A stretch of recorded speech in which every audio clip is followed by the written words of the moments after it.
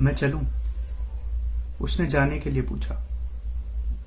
मैं कुछ देर तक उसे देखता रहा। एक पल के लिए ऐसा लगा जैसे वो जाने के लिए नहीं, मेरी जान लेने के लिए पूछ रही हो।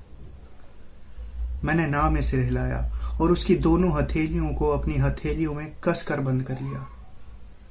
उसने एक तरफ को गर्दन झुकाकर एक मुस्कुराहट के साथ बिना बोले कहा, अरे। मैं जानता था उसका जाना जरूरी है और चाहकर भी उसे रोक नहीं सकता था। उसकी इस मुस्कुराहट और अपनी बेबसी को देखकर मेरी आंखें हल्की गीली थीं और मेरा सर कुछ झुक गया था।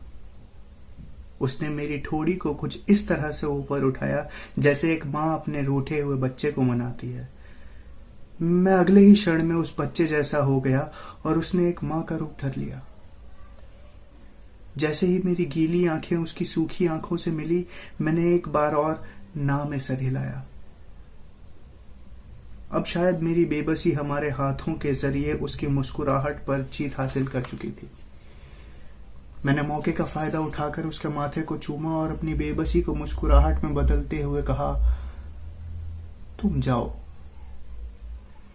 ऐसा बोलते वक्त मुझे ऐसा लगा जैसे इन्हीं दो शब्दों में संसार भर का सारा वैराग्य है। उसने कुछ चकित होकर मुझसे पूछा, पक्का? मैंने अपनी रोनी सी मुस्कुराहट से कहा, हाँ पक्का। वो जैसे ही हाथ छुड़ाकर उठी, मुझे लगा जैसे मेरे शरीर से आधी श्वास निकल गई हो। उसने उठकर कहा, हम जल्दी मिलेंगे। ये बात मैं भी जानता था, मगर इस समय का जाना अगली बार के मिलने की खुशी से बहुत अधिक भारी था।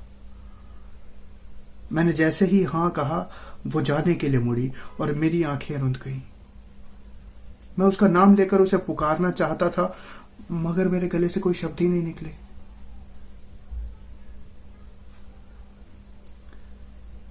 मिले हुए का जाना गए हुए के ना मिलने से बहुत अधिक भारी होता है।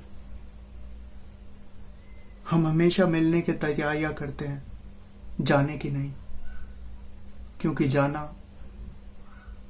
किसी भी भाषा की सबसे भयावह क्रिया है।